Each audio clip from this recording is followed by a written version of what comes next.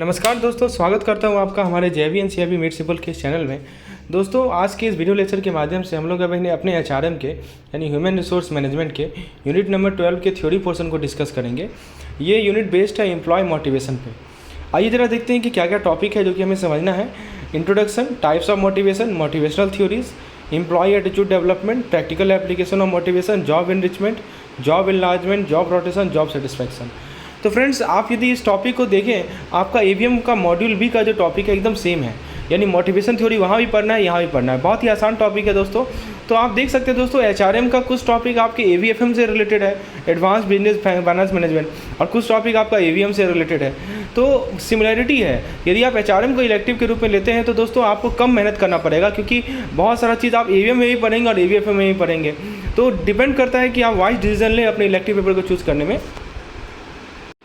चलिए, लेसन को शुरुआत करने से पहले दोस्तों, सीआईबी 2023 का पेड प्रोग्राम के लिए मैं आपको डिटेल बताना चाहता हूँ। बेसिकली यदि आपको एमसीक्यूज़ की रिक्वायरमेंट है, शॉर्ट नोट्स की रिक्वायरमेंट है, concise notes, short notes, MCQs, previous year questions, Macmillan unsolved problem explanation, तो आप हमारे पेड कोर्स प्लान को ऑप्ट कर सकते हैं। We are covering 5 subjects, AVM, BFM, BRBL, AVFM और एचआरएम। सो दोस्तों, इसमें हमारे इस पार्टिकुलर प्लान्स में आपको unit wise theory video, unit wise theory PDF, unit wise MCQ video, unit wise MCQ PDF मिलेगा। 799 रुपीज़ कॉस्ट है वीडियोज़ प्लस पीडीएफ का, और ₹299 कॉस्ट है मात्र पीडीएफ का। डिटेल जानकारी आप मुझे इस व्हाट्सएप करके प्राप्त कर सकते हैं। चलिए, अब हम लोग मोटिवेशन को शुरुआत करते हैं, मोटिवेशन को समझते हैं। तो फ्रेंड्स, ये जो हमारा मोटिवेशन टॉपिक है, मोटिवेशन को कैसे डिफाइन किया गया है? Motivation is a zest and determination with a kind of excitement. Motivation एक तरह का एक्साइटमेंट होता है दोस्तों, जिससे क्या होता है कि हम किसी भी काम को जिससे that leads one to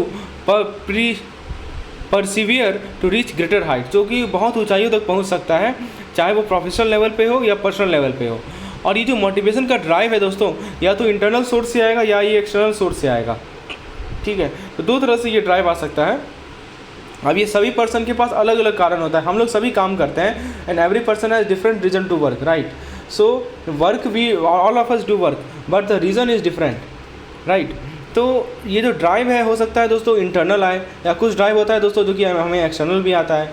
so drive का ये अलग हो सकता है, कहाँ से वो ड्राइव एराइज हो रहा है, सोर्स अलग हो सकता है दोस्तों, लेकिन इंटरनली ड्राइव हो सकता है या एक्सटर्नल सोर्स होता है ड्राइव करने का। तो दोस्तों, ये इंडिविजुअल खुद डिसाइड करते हैं कि कौन सा सोर्स है। सभी लोगों का अलग रीज़न है काम करने का।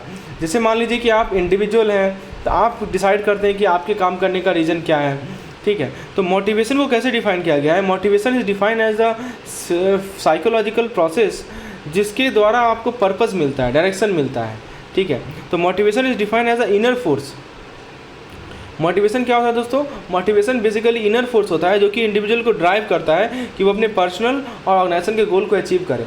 तो आपके अंदर एक इनर फोर्स होता है दोस्तों, जिसके कारण आप ड्राइव होते हैं कि आप अपने पर्सनल और ऑर्गेनाइजेशन के गोल को अचीव करें। इसे ही कहा जाता है मोटिवेशन। तो मैनेजर के पॉइंट ऑफ व्यू से मेन ऑब्जेक्टिव क्या है लोगों को मोटिवेट करने का?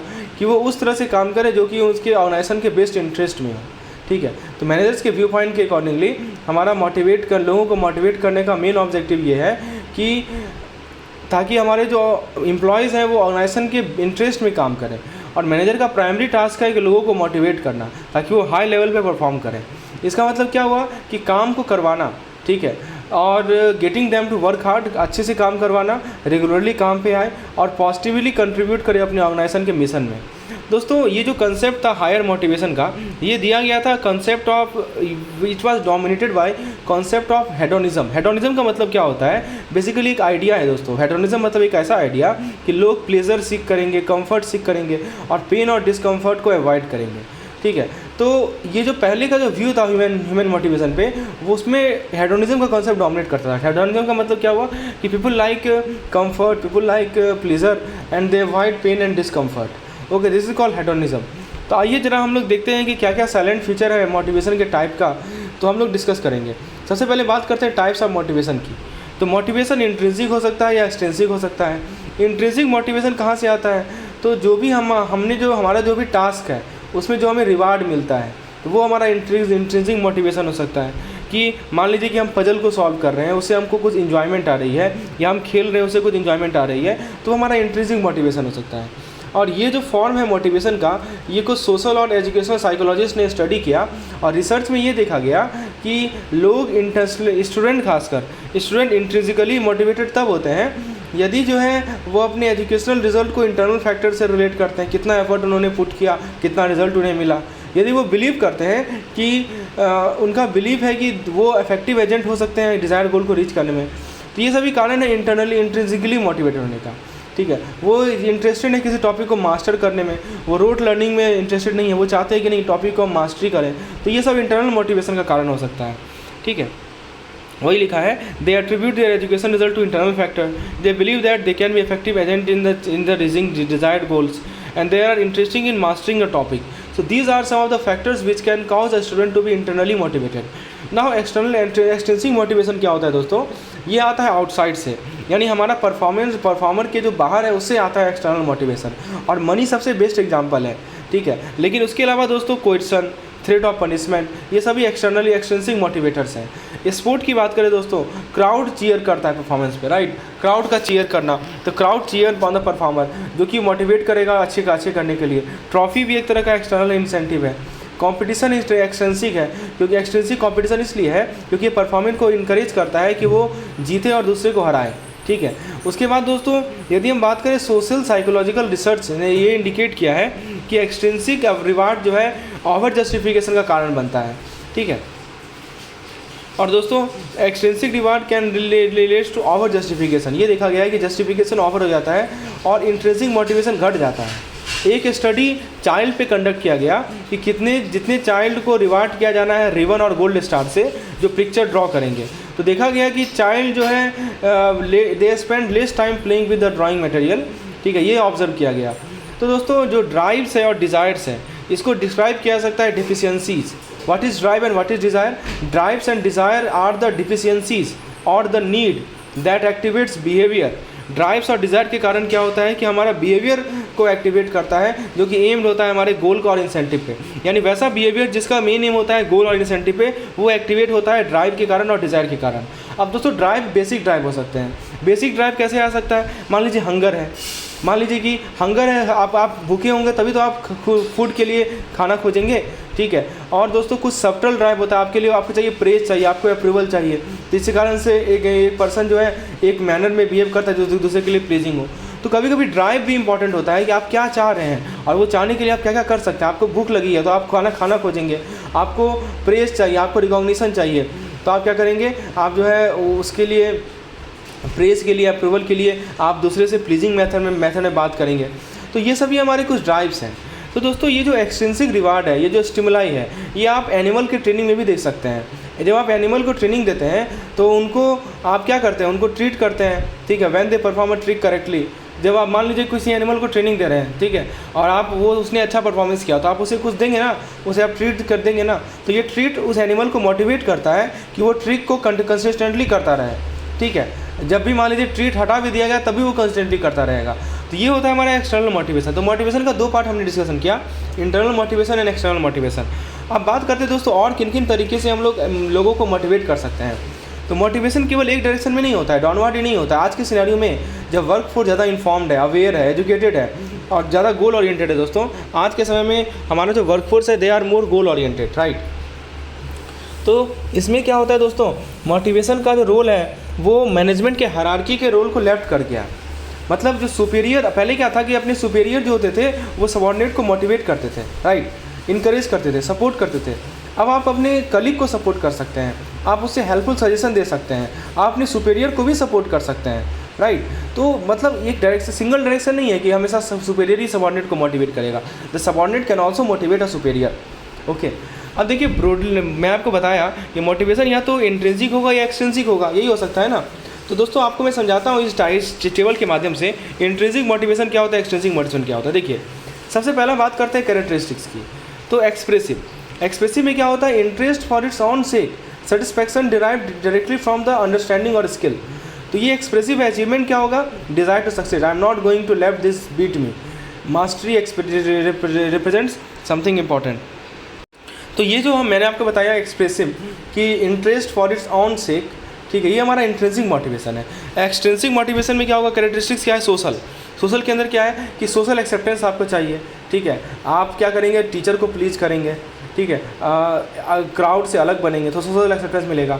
आपको इंस्ट्रूमेंटल होना है तो आपको ये गेन करना है एक टेंजिबल रिवार्ड और नेगेटिव कॉन्सिक्वेंस को अवॉइड करना है, तो ये आपका एक्सट्रिंसिक मोटिवेशन हो सकता है। तो इंट्रिंसिक में क्या कैरेक्टरिस्टिक्स है, या तो एक्सप्रेसिव होंगे, अपने सीख के लिए, इंटरेस्ट के लिए आप जो है सक्सीड करना चाह रहे हैं। स्ट्रेंथ के बेसिस पे बात करें तो स्ट्रेंथ के बेसिस पे इंट्रिंसिक में क्या होगा, इंथुसियाज्म है, कमिटमेंट है, ठीक है। एक्सट्रिंसिक में क्या है दोस्तों, कॉपरेशन इफ क्लास ओरिएंटेड, और achievement rest on the strict criteria of relevance. तो दोस्तों ये जो चार्ट है इसमें आपको क्या बताया जा रहा है कि या तो आप इंट्रिंसिकली मोटिवेट होंगे, अपने काम के लिए करेंगे, या आप किसी और के काम के करेंगे, वही कैटेगराइजेशन किया गया है। उसके बाद दोस्तों आप देखिए रेफरेंस, वीकनेस क्या होता है, जब यदि आप इंट्रिंसिकली मोटिवेटेड हैं तो आपका जो वीकनेस है वो कैरिड अवे होगा, ठीक है, क्योंकि आप जो है फिर अचीवमेंट में क्या होगा, आप what the learning represent to student may not be same as what represent to you, yes, क्योंकि आपका अलग ही थॉट प्रोसेस है यदि इंट्रिंसिक मोटिवेटेड हैं। यदि आप एक्सट्रिंसिकली मोटिवेटेड हैं तो आप जो है किस पे कंसंट्रेट करेंगे, you may concentrate on the appearance of achievement to the detriment of the deep learning, social aspiration में चेंज और एस्पिरेशन में भी meet in any other way, anxiety में इम्पीड लर्निंग। तो दोस्तों ये हमारा एक्सट्रिंसिक और इंट्रिंसिक के बीच में डिफरेंस कैटेगराइज किया गया है on the basis of some parameter. अब बात करते हैं दोस्तों एम्प्लॉय मोटिवेशन की क्या इंपॉर्टेंस है। तो एम्प्लॉय यदि मोटिवेटेड रहेंगे तो एक पॉजिटिव एटमॉस्फेयर बनता है ऑर्गेनाइजेशन में एक पॉजिटिव एटमॉस्फेयर बनता है। ये क्या होता है, हैप्पी और प्रोडक्टिव इन्वायरमेंट को एम्प्लॉय को नर्चर करता है। ये इंश्योर करता है कि क्लाइंट हमारे हैप्पी हैं, ये बेटर रिजल्ट अचीव करता है, और इसमें लेस सुपरविजन की रिक्वायरमेंट होती है। तो ये सभी फ़ायदा है, ये सभी इंपॉर्टेंस है एम्प्लॉय को मोटिवेट होने का। सुपरविजन कम चाहिए, बेटर रिजल्ट मिलेगा आपको, ये इंश्योर करेगा कि क्लाइंट्स खुश हैं, हैप्पी को नर्चर कर, हैप्पी और प्रोडक्टिव एम्प्लॉय को नर्चर करेगा और एक पॉजिटिव इन्वायरमेंट बनाएगा हमारे ऑर्गेनाइजेशन में। अब बात करते हैं दोस्तों मोटिवेशन थ्योरीज़ की। देखिए ये सभी थ्योरीज आपने एवीएम में भी पढ़ा है। पहला थ्योरी है हमारे पास इंसेंटिव थ्योरी ऑफ मोटिवेशन, ठीक है, क्योंकि ऑब्वियसली बात है जब आप आपके एम्प्लॉय मोटिवेटेड रहेंगे ना तो हमेशा रिजल्ट अच्छा आएगा, हमेशा सुपरविजन कम पर लगाना पड़ेगा, क्लाइंट हैप्पी रहेंगे, हैप्पी और प्रोडक्टिव इन्वायरमेंट रहेगा। इंसेंटिव थ्योरी ऑफ मोटिवेशन क्या होता है दोस्तों, एक रिवार्ड, एक टेंजिबल या इनटेंजिबल, ठीक है, कब कोई भी एक्शन हुआ उसके बाद एक रिवार्ड दिया जाएगा, ठीक है। उसमें इंसेंटिव नाम इसलिए रखा गया है कि आप ये चाहेंगे कि वो बिहेवियर दोबारा हो, ठीक है। कैसे किया जाता है ये, तो ये ऐसे किया जाता है दोस्तों एसोसिएशन के माध्यम से। जो पॉजिटिव मीनिंग है उसे हम एसोसिएट करते हैं बिहेवियर से। स्टडी ये शो करता है कि यदि पर्सन को तुरंत रिवार्ड मिल जाएगा तो उसका इफेक्ट ज़्यादा होगा, और जैसे जैसे टाइम बढ़ता है तो क्या होगा, उसका जो इफेक्ट पड़ता है वो घटते रहता है, ड्यूरेशन बढ़ने से इफेक्ट घटता है। तो रिपीटिव एक्शन रिवार्ड कॉम्बिनेशन, ये इससे क्या होगा, एक्शन हैबिट हो जाता है। यदि आपने एक एक्शन लिया, ठीक है, आपने एक्शन किया, आपको रिवार्ड मिला तो आपका वो आदत बन जाएगा, ठीक है। तो दोस्तों मोटिवेशन दो सोर्स से आता है, या तो अंदर से आता है, ठीक है, इनर सेल्फ जिसे कहते हैं, ठीक है। Motivation occur from two sources, one is called inner self, ठीक है, और दूसरा होता है दोस्तों दूसरे लोगों से। एक होता है इंट्रिंसिक मोटिवेशन, एक होता है एक्सट्रिंसिक मोटिवेशन। ये मैं डिस्कस कर रहा हूँ इंसेंटिव थ्योरी ऑफ मोटिवेशन को, ठीक है। तो दोस्तों यहाँ पे स्टीवन केर ने ये नोटिस किया कि जब भी आप एक रिवार्ड सिस्टम को क्रिएट करते हैं तो ये इजी हो सकता है पर्सन ए को रिवार्ड करना, ठीक है। तो ये चीज़ है हमारा इंसेंटिव थ्योरी। अब दूसरा थ्योरी है हमारे पास मास्लो। तो इंसेंटिव में सिंपल सी बात है, बस एक लाइन याद रखिए कि जितना रिवार्ड, जैसे आपने एक्शन लिया तुरंत रिवार्ड दीजिए, जितना टाइम ड्यूरेशन बढ़ेगा तो उसका जो इफेक्ट है वो बढ़ता है, वो मोटिवेशन घटता चला जाता है, ठीक है। ये है हमारा incentive theory of motivation. Next theory है हमारा मास्लो हायरार्की थ्योरी। ये आपने पहले भी पढ़ा होगा। तो इसमें क्या कहा गया दोस्तों, इसे हम लोग हायरार्की ऑफ नीड्स भी कहते हैं। ये डायग्राम देखिए, सबसे नीचे है फिजियोलॉजिकल, उसके ऊपर साइकोलॉजिकल, ठीक है, उसके बाद सेल्फ फुलफिलमेंट। तो फिजियोलॉजिकल में दो आता है दोस्तों, फूड, वाटर, एयर, रेस्ट, और सिक्योरिटी और स्टेबिलिटी, ये हमारा फिजियोलॉजिकल में है। साइकोलॉजिकल में स्टीम, लव और बिलोंगिंगनेस, और सेल्फ फुलफिलमेंट में सेल्फ एक्चुअलाइजेशन। सो दिस तीन कैटेगरी में हम लोग समराइज कर सकते हैं। अब देखिए क्या कह रहा है मास्लो थ्योरी। मास्लो थ्योरी ये कह रहा है कि ह्यूमन बीइंग का जो वांट है और डिज़ायर है, जो कि उनके पास डिज़ायर होता है, वांट होता है, जो कि उनके बिहेवियर को अफेक्ट करता है। केवल जो अनसेटिस्फाइड नीड होते हैं वो ह्यूमन बिहेवियर को इन्फ्लुएंस करते हैं, मतलब वैसा नीड जो कि अनसेटिस्फाइड है। और नीड बहुत तरह का हो सकता है, तो उसको एक इंपॉर्टेंस के ऑर्डर में अरेंज किया जाता है, बेसिक से कॉम्प्लेक्स के बेसिस में। तो जो पर्सन नीचे लेवल का नीड अटेंड कर लेंगे वो ऊपर जाएंगे, ठीक है, वो ऊपर वाले नीड को अचीव करेंगे। और जितना प्रोग्रेस होगा ऊपर में हायरार्की में, उतना ही ह्यूमननेस, उतना ही साइकोलॉजिकल हेल्थ बनेगा, एग्जिबिट करेगा। तो दोस्तों कहा गया है कि मास्लो थ्योरी के अनुसार तीन नीड है, लोएस्ट पे है दोस्तों आपका फिजियोलॉजिकल, उसके बाद सेफ्टी, उसके बाद सोशल, उसके बाद सेल्फ एस्टीम, उसके बाद सेल्फ एक्चुअलाइजेशन। ठीक है, तो इसमें ध्यान रखिएगा जो लोएस्ट फर्स्ट टू नीड जो है, जो आपका फिजियोलॉजिकल नीड है और सेफ्टी नीड है, ये लोअर ऑर्डर नीड है, इसको आप एक्सटर्नल मीन से सेटिस्फाई कर सकते हैं। जो ऊपर के 3 नीड है, social need, self esteem need, self actualization need, ये हायर नीड है, इसको आप इंटरनली सेटिस्फाई कर सकते हैं। तो मैंने आपको बताया था ना कि दो मोटिवेशन का 2 टाइप होता है, एक्सटर्नल मोटिवेशन, इंटरनल मोटिवेशन। तो आपसे पूछा जाएगा कि which of the following needs of Maslow hierarchy are satisfied externally. तो आप याद रखिएगा एक्सटर्नली आप सेटिस्फाई कर सकते हैं कौन कौन से नीड्स को, तो एक्सटर्नली सेटिस्फाई कर सकते हैं आप फिजियोलॉजिकल और सेफ्टी नीड्स को, ठीक है, जो कि हमारे लोअर नीड्स हैं। आपसे यदि पूछा जाए कि कौन कौन से नीड्स को आप इंटरनली सेटिस्फाई कर सकते हैं, तो आंसर होगा दोस्तों हमारा जो ऊपर का 3 नीड है, सोशल सिक्योरिटी नहीं आता है, social, safety, social, self esteem और self actualisation. So these 3 needs are to be satisfied using internally. Okay, now अब दोस्तों एक और पॉइंट ध्यान रखिएगा, ये तो मैंने बता दिया। इसके बाद दोस्तों मास्लो थ्योरी का मेजर डिफिकल्टी ये है कि हायरार्की तो सेंस करता है जनरल टर्म में, ठीक है तो दोस्तों बहुत सारा ओकेजन ऐसा देखा गया है जहाँ पे ये सही नहीं होता है, इंडिविजुअलिस्टिक है और इसमें एल्ट्रुइज्म की कोई चांस नहीं है। चलिए अब हम लोग नेक्स्ट थ्योरी की बात करते हैं जो कि है हर्ज़बर्ग 2 फैक्टर थ्योरी। तो हर्ज़बर्ग का जो 2 फैक्टर थ्योरी है, इसमें कहा गया है कि इसे इंट्रिंसिक एक्सट्रिंसिक मोटिवेशन थ्योरी भी कहता है। इसमें कहता है कि कुछ फैक्टर्स होते हैं वर्क प्लेस में जिससे जैसे जॉब सेटिस्फैक्शन आता है, और यदि वो नहीं रहा तो डिससेटिस्फैक्शन आएगा। देखिए दोस्तों वो कौन कौन से फैक्टर्स हैं। हमारे जो हर्ज़बर्ग साहब हैं उन्होंने क्या किया, उन्होंने डिस्टिंग्विश किया मोटिवेशन को और हाइजीन फैक्टर को। 2 फैक्टर्स है, एक मोटिवेशन फैक्टर है, जैसे कि मान लीजिए कि हमारा वर्क चैलेंजिंग है, हमें रिकॉग्निशन मिल रहा है, हमें रिस्पॉन्सिबिलिटी मिल रही है, ये सभी के कारण क्या मिलेगा, पॉजिटिव सेटिस्फैक्शन मिलेगा। दूसरा फैक्टर होता है हाइजीन फैक्टर, हमारा status, job security, salary, fringe benefit, ठीक है, जो which that do not motivate you present but it absent result in demotivation. मतलब यदि प्रेजेंट रहेगा तो मोटिवेट नहीं करेगा, लेकिन यदि नहीं रहा तब तो डिमोटिवेट कर देगा। मतलब कुछ ऐसे फैक्टर्स हैं जैसे कि आपको मैंने बताया मोटिवेशन फैक्टर, तो उसी कारण से आपको पॉजिटिव सेटिस्फैक्शन मिलेगा, और कुछ हाइजीन फैक्टर है जो कि होना ही चाहिए, ठीक है, जैसे status, job security, salary, fringe benefit. यदि नहीं रहा तो फिर डिससेटिस्फैक्शन आ जाएगा। तो इसी थ्योरी को कभी कभी कहा जाता है हाइजीन फैक्टर। दोस्तों इसका दूसरा नाम है मोटिवेटर हाइजीन थ्योरी और डोल स्ट्रक्चर थ्योरी। तो दोस्तों मोटिवेशन फैक्टर क्या होता है, मोटिवेशन फैक्टर देखिए ये सब चीज़ हमारे एवीएम में भी है। मोटिवेशन फैक्टर इंट्रिंसिक फैक्टर होता है जो कि एम्प्लॉय के जॉब सेटिस्फैक्शन को बढ़ाएगा, लेकिन हाइजीन फैक्टर दोस्तों एक्सटर्नल फैक्टर होता है। जैसा कि मैंने आपको मास्टर थ्योरी में ही बताया था ना, internal factor, external factor. Similarly यहाँ पे भी दोस्तों हमारे कुछ फैक्टर्स इंटरनल होते हैं, कुछ फैक्टर्स एक्सटर्नल होते हैं, जैसा कि मोटिवेशन फैक्टर्स। तो मोटिवेशन फैक्टर्स हमारे एक्सटर्नल इंट्रिंसिक फैक्टर हैं जो कि एम्प्लॉय के जॉब सेटिस्फैक्शन को बढ़ाएगा, लेकिन जो हाइजीन फैक्टर है दोस्तों एक्सटर्नल फैक्टर है ताकि एम्प्लॉय के डिससेटिस्फैक्शन को हम रोक सकें। तो हाइजीन फैक्टर का सप्लाई फुलेस्ट होना चाहिए, ठीक है, ताकि एम्प्लॉय का जॉब सेटिस्फैक्शन बढ़े। तो दोस्तों 2 फैक्टर थ्योरी भी मास्लो थ्योरी से क्लोजली रिलेटेड है, ठीक है, लेकिन इसमें बहुत सारे फैक्टर्स को इंट्रोड्यूस किए गए हैं कि कैसे इंडिविजुअल जो है वर्क प्लेस से मोटिवेटेड होता है।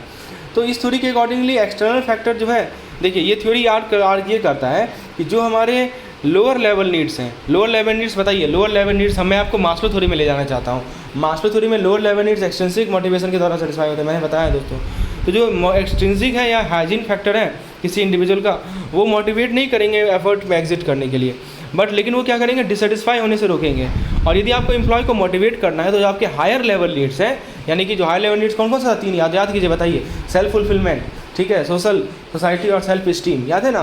तो ये तीनों जो नीड्स हैं ये मोटिवेट करता है, ये फुलफिल होना चाहिए यदि आपको मोटिवेट करना है तो किसी एम्प्लॉय को, ठीक है। चलिए, तो ऑर्गेनाइजेशन का फोकस होना चाहिए इंट्रिंसिक और मोटिवेशन फैक्टर को फुलफिल करना। तो इस थ्योरी के अनुसार एक्सटर्नल फैक्टर जो है वो लेस हैं, ध्यान दीजिएगा। आपसे यदि पूछा जाए कि हमारा जो हर्ज़बर्ग 2 फैक्टर थ्योरी है वो एम्प्लॉय के मोटिवेशन के नीड को कंट्रीब्यूशन ज़्यादा कंट्रीब्यूशन एक्सटर्नल फैक्टर करता है या इंटरनल फैक्टर करता है, बताइए। किसी भी एम्प्लॉय के नीड को सेटिस्फाई ज़्यादा इंटरनल फैक्टर करता है या एक्सटर्नल फैक्टर करता है। एक्सटर्नल फैक्टर तो ज़रूरी है ही है, यदि नहीं होगा तो डिससेटिस्फैक्शन आएगा। इंटरनल फैक्टर ज़रूरी है दोस्तों, एक्सटेंसिव फैक्टर कम कंट्रीब्यूट करता है, इंट्रिंसिक ज़्यादा कंट्रीब्यूट करता है, ठीक है। तो एक्सटेंसिव फैक्टर को कहा जाता है जॉब कंटेक्स्ट फैक्टर। क्या कहा जाता है, जॉब कंटेक्स्ट फैक्टर। ये गाइडेंस काम की तरह काम करता है एम्प्लॉय को, उसे एक फेवरेबल वर्क इन्वायरमेंट मिले, ठीक है, ताकि वो सही से काम कर सके। और जब एक्सटर्नल फैक्टर अचीव हो गया तो employ unpleasant external working condition से फ्री हो जाएगा, ठीक है। अब बात आती है इंटरनल की। इंटरनल का आता है जॉब कंटेंट फैक्टर, एक है जॉब कंटेक्स्ट फैक्टर, एक है जॉब कंटेंट फैक्टर। आप देख सकते हैं दोस्तों इस पीडीएफ में मैंने सारे इंपॉर्टेंट पॉइंट को हाईलाइट किए हैं ताकि आप उसे क्विकली डिवाइस कर पाएँ एग्जामिनेशन पॉइंट ऑफ व्यू से। तो आपसे पूछा जाएगा which is job context factor, तो correct answer is external factor. Which is job content factor, correct answer is internal factor. ठीक है, तो जो इंटरनल फैक्टर, जो इंट्रिंसिक फैक्टर होते हैं उसे जॉब कंटेंट फैक्टर कहा जाता है, जो कि एम्प्लॉय को मीनिंगफुल वर्क प्रोवाइड किया जाता है जिससे अपने वो वर्क आउटकम सेटिस्फाई हो। ठीक है, और इंट्रिंसिक फैक्टर बहुत ही इफेक्टिव होता है एक मेंटेन एक ड्यूरेबल पॉजिटिव इफेक्ट एम्प्लॉयमेंट में क्रिएट करने के लिए। उसके बाद दोस्तों ये थ्योरी प्रपोज करता है कि इंट्रिंसिक और एक्सट्रिंसिक फैक्टर आपस में इंटरडिपेंडेंट है। ठीक है, एक्सट्रिंसिक फैक्टर क्या करेगा, एम्प्लॉय के वर्क डिससेटिस्फैक्शन को एलिमिनेट करेगा, लेकिन ये जॉब सेटिस्फैक्शन प्रोवाइड नहीं करेगा। ठीक है, तो दिस थ्योरी, ये जो हमारा थ्योरी है, मैं हर्जबर्ग थ्योरी की बात कर रहा हूँ, ये थ्योरी प्रपोज करता है कि intrinsic and extrinsic factor are interdependent to each other. Intrinsic और एक्सट्रिंसिक फैक्टर क्या आपस में को रिलेटेड है। ठीक है, एक्सट्रिंसिक फैक्टर का प्रेजेंस क्या करेगा, एम्प्लॉय के वर्क डिससेटिस्फैक्शन को एलिमिनेट करेगा, लेकिन जॉब सेटिस्फैक्शन नहीं प्रोवाइड करेगा। और दोस्तों यदि आपका इंट्रिंसिक फैक्टर सफिशिएंट है तो एम्प्लॉय के इनर ग्रोथ को कल्टिवेट करेगा। ठीक है, आप बात करते हैं दोस्तों नेक्स्ट थ्योरी की, जो कि है अपना अल्डरफर-अर्ग थ्योरी। एल्डरफर के द्वारा अर्ग थ्योरी दिया गया था। अर्ग का मतलब होता है एग्जिस्टेंस रिलेटेडनेस ग्रोथ। दोस्तों सेम चीज़ आपके एवीएम में भी है, तो आप वाई जजमेंट लीजिए दोस्तों, आपको मेहनत कम करना पड़ेगा यदि आप एचआरएम ऑप्ट करते हैं। ठीक है, ये मोटिवेशन थ्योरी, ये आपका सब कुछ एवीएम में है, आपके एवीएम एचआरएम से रिलेटेड है। ओके, सो देखिए एल्डरफर अर्ग थ्योरी क्या कहता है कि ये भी दोस्तों मास्लो हायरार्की का ही एक्सपेंशन है, एग्जिस्टेंस रिलेटेडनेस ग्रोथ कहा जाता है। इसमें कहा गया है कि जो लोअर ऑर्डर नीड्स हैं, लोअर ऑर्डर नीड्स कौन सा है, साइकोलॉजिकल और सेफ्टी, ये एग्जिस्टेंस में आते हैं। राइट, जो हमारे मास्लो का ही एक्सटेंशन ये भी है। मास्लो का जो लोअर ऑर्डर नीड्स है जो कि साइकोलॉजिकल है, फिजियोलॉजिकल और सेफ्टी है, ये हमारे एग्जिस्टेंस कैटेगरी में आते हैं। और जो हमारा लव है, सेल्फ स्टीम है, ये सभी नीड्स रिलेटेड कैटेगरी में आते हैं। ठीक है, तो दोस्तों अर्ग थ्योरी क्या डिमॉन्स्ट्रेट करता है कि more than one need may be operative at the same time, एक से ज़्यादा नीड और एक समय पे ऑपरेट हो सकता है। यदि हायर नीड का ग्रेटिफिकेशन सेटिस्फाई नहीं हुआ है, ठीक है, तो लोअर नीड को सेटिस्फाई करने का ग्रेटिफिकेशन बढ़ जाता है। तो अर्ग थ्योरी एज्यूम नहीं करता कि एक रिजिड हायरार्की है, जबकि लोअर नीड को सब्सटेंशियली ग्रेटिफाई किया जाए before one can move to higher need. मतलब ऐसा नहीं कह रहा है कि आप पहले लोअर नीड को सेटिस्फाई कीजिए फिर हायर नीड कीजिए, ऐसा कुछ नहीं है। ठीक है, तो दोस्तों अर्ग थ्योरी का ये कहना है, ठीक है, कि a person can for instance working on growth even though existence relatedness. मतलब कोई पर्सन ऐसा हो सकता है कि जिसका देखिए एक है एग्जिस्टेंस और एक है रिलेटेडनेस। ठीक है, वो कोई पर्सन ऐसा है जो कि ग्रोथ पे काम कर रहा है। ठीक है, मतलब वो he is working on growth बताइए, ग्रोथ जो है हमारा वो किस में आता है, वो हमारा लोअर ऑर्डर इंडेक्शन कैटेगरी में काम कर रहा है।